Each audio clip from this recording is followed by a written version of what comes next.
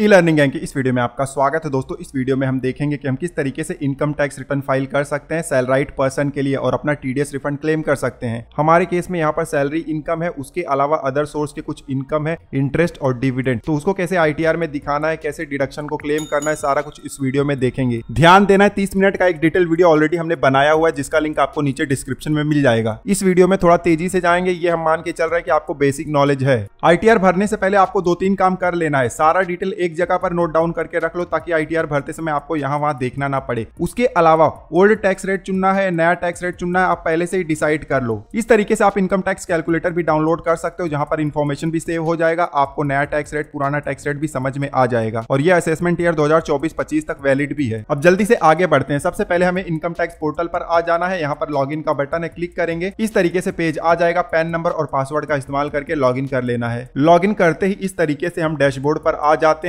आपको सबसे पहले अपना कॉन्टैक्ट डिटेल चेक कर लेना है कि अप टू डेट है या नहीं। Email ID, mobile number up to date होना चाहिए। उसके बाद आपका बैंक अकाउंट प्री वैलिडेट है या नहीं। ध्यान देना है टीडीएस रिफंड है तब तो प्री वैलिडेट होना कंपलसरी है। उसके बाद आपको ई फाइल में जाना है, इनकम टैक्स रिटर्न में जाना है। यहाँ पर व्यू फॉर्म 26AS है। आपको अपना टीडीएस का डिटेल भी चेक कर लेना है कि अपडेट हो गया है या नहीं। उसके बाद यहाँ पर AIS का ऑप्शन है, इस पर क्लिक करके आपको अपने इनकम सोर्स का डिटेल भी चेक कर लेना है। दोस्तों, इनकम टैक्स से रिलेटेड दूसरे वीडियोस देखने के लिए आप हमारे चैनल टैक्स फाइलिंग स्कूल को जरूर सब्सक्राइब कर लीजिएगा। लिंक आपको नीचे डिस्क्रिप्शन में मिल जाएगा। बहुत सारे वीडियोस वहां पर अवेलेबल है। अब जुलाई का आखिरी हफ्ता है तो सब कुछ अपडेट हो ही जाना चाहिए। हमारे केस में मान के चलते कि सब कुछ अप टू डेट है। अब आईटीआर भरने के लिए हमें फाइल नाउ के बटन पर क्लिक करना है। असेसमेंट ईयर सेलेक्ट करने का पेज आ जाता है। करंट असेसमेंट ईयर हम सेलेक्ट कर लेंगे। मोड ऑफ फाइलिंग में हमें ऑनलाइन सेलेक्ट करना है और फिर कंटिन्यू पर क्लिक कर देंगे। यहाँ पर to file a fresh income tax return का आपको रो दिखाई देता है। स्टार्ट न्यू फाइलिंग पर क्लिक करना है। असेसी सेलेक्ट करने का पेज आ जाता है। इंडिविजुअल ऑटोमेटिकली सिलेक्टेड है। अब कंटिन्यू के बटन पर क्लिक कर देंगे। अब आईटीआर फॉर्म सेलेक्ट करने का पेज आ गया है। हम आईटीआर 1 सेलेक्ट कर लेंगे। नीचे प्रोसीड विद आईटीआर 1 का बटन है, इस पर क्लिक कर देना है। इस तरीके से पेज आ जाता है। लेट्स गेट स्टार्टेड पर क्लिक करेंगे। अब आईटीआर हम क्यों फाइल कर रहे हैं उसका रीजन हमें सेलेक्ट करना है। इसके लिए सेपरेट वीडियो हमने बनाया हुआ है डिटेल में, तो चेकआउट कर लीजिएगा। लिंक आपको नीचे डिस्क्रिप्शन में मिल जाएगा। हमारे केस में पहला वाला ऑप्शन एप्लीकेबल है, तो इसको हम सेलेक्ट करेंगे और नीचे कंटिन्यू का बटन है, क्लिक कर देंगे। इस तरीके से पॉपअप मैसेज आ जाता है कि बहुत सारा डेटा प्री फिल्ड दिखाई देगा। कब दिखाई देता है? जब AIS वगैरह सब कुछ अप टू डेट होता है तब। रिटर्न समरी का पेज आ जाता है। यहाँ पर बहुत सारे शेड्यूल हैं, 1 बाय 1 हम सबको भरेंगे। सबसे पहले पर्सनल इन्फॉर्मेशन का रो दिखाई दे रहा है, इस पर हम क्लिक करेंगे। वेरीफाई इन्फॉर्मेशन का पेज आ गया। यहाँ पर प्रोफाइल डिटेल दिया गया है, कॉन्टैक्ट डिटेल दिया गया है, सब कुछ आपको चेक कर लेना है, सब कुछ सही होना चाहिए। उसके बाद स्क्रॉल करके नीचे आना है। नीचे आते ही सबसे पहले हमें नेचर ऑफ एम्प्लॉयमेंट का ड्रॉप डाउन दिखाई देता है, इस पर क्लिक करेंगे तो आपको बहुत सारे ऑप्शन दिखाई दे जाते हैं। यहाँ पर आप देख सकते हो जो भी आपके लिए एप्लीकेबल होगा सेलेक्ट कर लीजिएगा। हमारे केस में प्राइवेट सेक्टर एम्प्लॉय है तो हम अदर्स सेलेक्ट करेंगे, ठीक है। उसके बाद नीचे फाइलिंग सेक्शन है। यहाँ पर सेक्शन 139(1) हमारे लिए एप्लीकेबल है क्योंकि ड्यू डेट से पहले हम फाइल कर रहे हैं। अगर आप ड्यू डेट के बाद करोगे तो 139(4) एप्लीकेबल होगा, ठीक है। और नीचे आएंगे,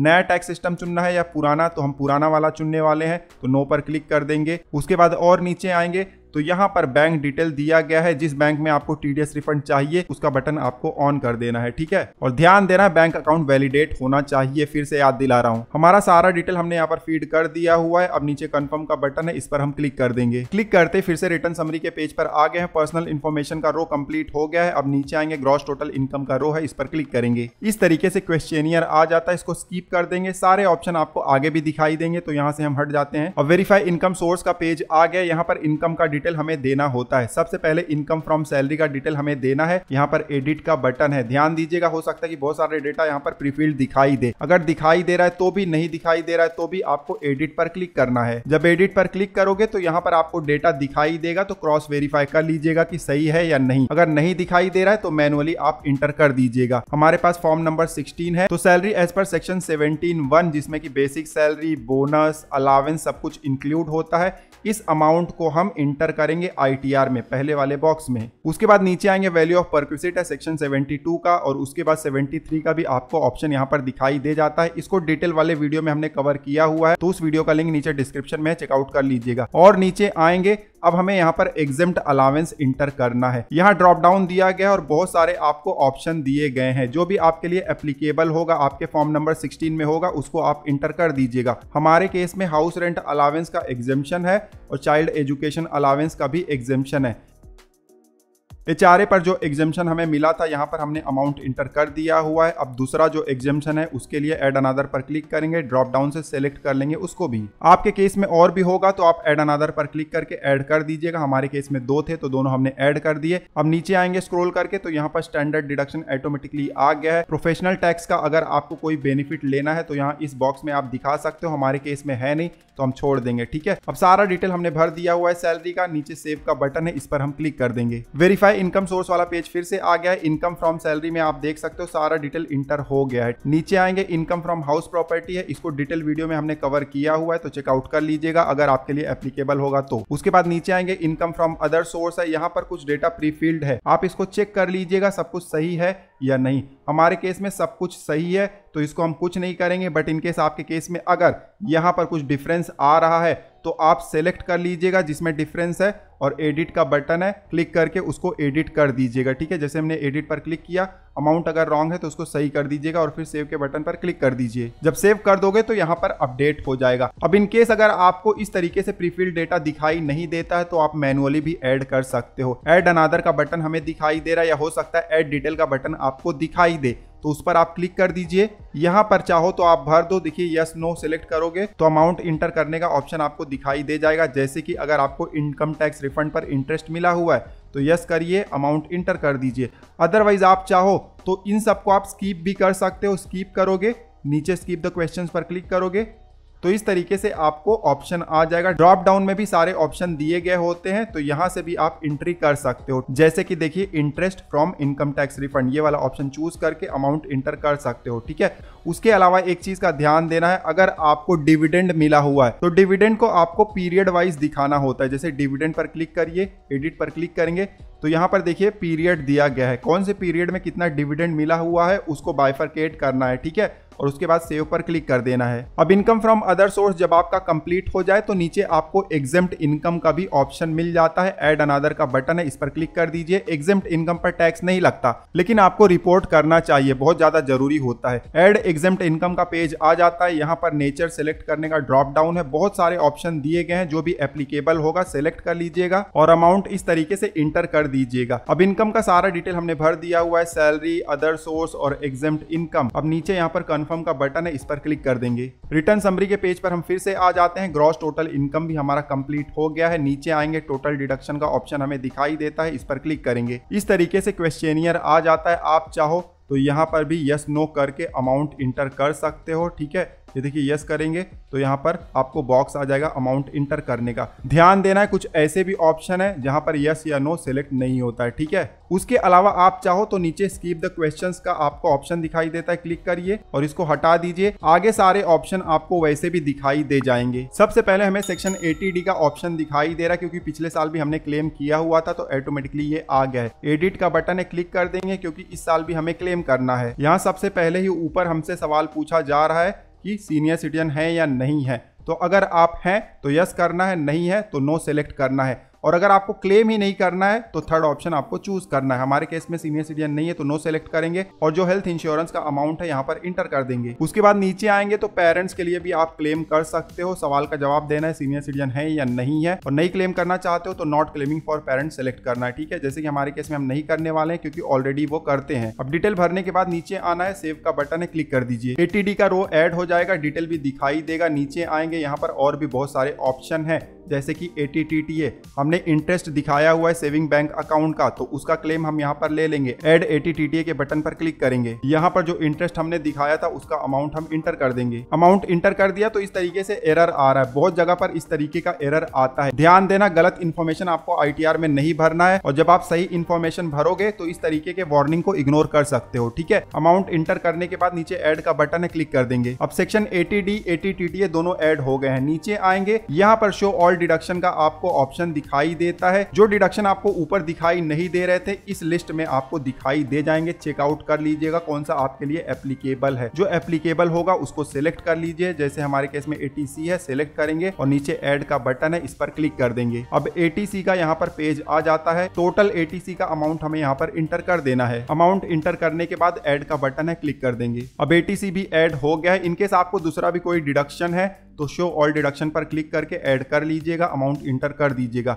हमारे केस में 3 ही थे, तीनों हमने ऐड कर दिया। अब नीचे आएंगे, कंफर्म का बटन है, इस पर क्लिक करेंगे। फिर से रिटर्न समरी का पेज आ गया। यहाँ पर आप देख सकते हो टोटल डिडक्शन का रो भी कंप्लीट हो गया है। अब नीचे आएंगे, टैक्स पेड, ये बहुत ही इंपॉर्टेंट है। टीडीएस, इनकम टैक्स पेमेंट सब कुछ यहाँ पर दिखाई देगा। टैक्स पेड वाले रो पर क्लिक करेंगे। अब इस तरीके से पेज आ जाता है। जो भी आपका सैलरी पर टीडीएस डिडक्ट हुआ होगा आपको पहले वाले रो में दिखाई देगा। ठीक है, सीट डिटेल्स पर क्लिक करोगे तो यहाँ पर आपको रो ऐड हुआ दिखाई देगा। ये हमारा डेमो अमाउंट है, लेकिन आपका रियल अमाउंट आ जाएगा। आपको चेक कर लेना है कि आपका टीडीएस सही तरीके से दिखाई दे रहा है या नहीं, और इनकम चार्जेबल अंडर सैलरी का अमाउंट सही है, और आपने जो अमाउंट डिक्लेयर किया हुआ है इनकम वाले सोर्स में वहां पर से मैच हो रहा है या नहीं हो रहा, चेक कर लीजिएगा। ठीक है, उसके बाद मान लीजिए डिविडेंड हो गया, इंटरेस्ट हो गया, उन सब चीजों में से अगर कोई टीडीएस डिडक्ट हुआ है तो उसका डिटेल आपको सेकंड वाले रो में दिखाई देगा। आपने कोई इनकम टैक्स पेमेंट किया हुआ है तो उसका डिटेल आपको आखिरी वाले advance tax, self assessment tax payment में आपको दिखाई देगा। ठीक है, सारे डिटेल आप चेक कर लीजिएगा। अगर आपको मैनुअल डिटेल ऐड करना है तो हर जगह पर आपको ऐड अनदर का बटन या ऐड डिटेल्स का बटन दिखाई देगा, क्लिक करके आप ऐड कर सकते हो मैनुअली भी। ठीक है, हमारे केस में सब कुछ बिल्कुल सही है, ऑटोमेटिकली प्रीफिल्ड भी हो गया है। अब नीचे कंफर्म का बटन है, इस पर क्लिक कर देंगे। फिर से शेड्यूल समरी के पेज पर आ गए हैं। टैक्स पेड का रो भी कंप्लीट हो गया। नीचे टोटल टैक्स लायबिलिटी का हमें रो दिखाई दे रहा है, इस पर क्लिक करेंगे। अब इस तरीके से कंप्यूटेशन हमें दिखाई दे रहा है। टोटल इनकम इतना है जिसके ऊपर टैक्स लगना है। टैक्स कितना लग रहा है वो भी अब हमें दिखाई दे रहा है, 1 लाख के आसपास। ध्यान देना है, अगर आपको पिछले सालों का कुछ इनकम मिला हुआ है, रिलीफ क्लेम करना चाहते हैं 89 का, तो आप उसका अमाउंट यहाँ पर इंटर कर सकते हो। टैक्स लायबिलिटी आपका कम हो जाएगा। लेकिन आपको फॉर्म नंबर 10 भी भरना है, इसका भी डिटेल वीडियो ऑलरेडी हमने बनाया हुआ है, लिंक आपको नीचे डिस्क्रिप्शन में मिल जाएगा। ठीक है, हमारे केस में सब कुछ यहाँ पर एडजस्ट हो गया है। अब हमें यहाँ पर टोटल टैक्स लायबिलिटी दिखाई दे रहा है। नीचे कंफर्म का बटन है, इस पर क्लिक कर देंगे। फिर से शेड्यूल समरी के पेज पर आ गए हैं। सारा शेड्यूल हमने भर दिया हुआ है। अब नीचे प्रोसीड का बटन है, इस पर क्लिक करेंगे। इस तरीके से पेज आ गया है। हमें बताया जा रहा है कि इतना रिफंड हमें मिल सकता है। चेक कर लीजिएगा एक बार, और सब कुछ सही होगा तो नीचे प्रीव्यू रिटर्न का बटन है, इस पर क्लिक कर दीजिए। प्रीव्यू एंड सबमिट का पेज आ जाता है। चेक बॉक्स पर क्लिक करिए और स्क्रॉल करके नीचे आइए। यहाँ पर प्रोसीड टू प्रीव्यू का बटन है, इस पर क्लिक करिए। अब इस तरीके से प्रीव्यू का पेज आ जाता है। यहाँ पर आप पूरा डिटेल चेक कर लीजिएगा। सब कुछ सही होगा तो स्क्रॉल करके आपको नीचे जाना है। नीचे आपको प्रोसीड टू वैलिडेशन का बटन दिखाई देगा, इस पर आपको क्लिक कर देना है। सारा डिटेल अगर सही होगा टेक्निकली तो वैलिडेशन सक्सेसफुल यहाँ पर दिखाई देगा। नीचे प्रोसीड टू वेरिफिकेशन का बटन है, क्लिक कर देंगे।